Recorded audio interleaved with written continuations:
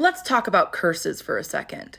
First off, I'm referencing the literal Google definition of a solemn utterance intended to invoke a spiritual or supernatural or spiritual power to inflict harm or punishment on someone or something.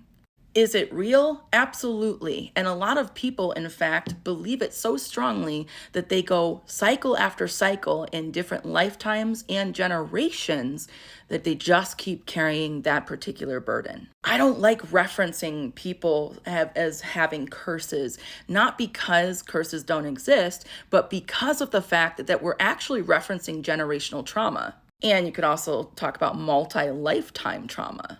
What you believe gives you power, and what you believe is what you project onto others around you. So say your granddaddy believed that he was cursed and he felt shame upon his family because he was cursed, and he brought that energy in and then passed it down from generation to generation. You are going to have an after effect because of granddaddy. But you also have to factor in granddaddy's capacity of understanding, granddaddy's traumatic experiences, and how much emotional regulation and mental health support did he receive during that process. This is why I just avoid saying curse altogether, and I just say, well, we got some generational trauma. Let's talk about the cycle that's been repeating over and over and over again in each generation. We live in a universe that honors the law of perpetual transmutation of energy, which states that all energy cannot be erased.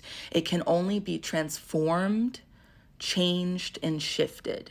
Which means you are so powerful that you can adapt and learn the cycles of what you've been carrying around from each generation from an ancestral lineage standpoint. And you can start identifying that and start shifting the behaviors so that you can live a more whole and full life, thus breaking generational trauma and curses.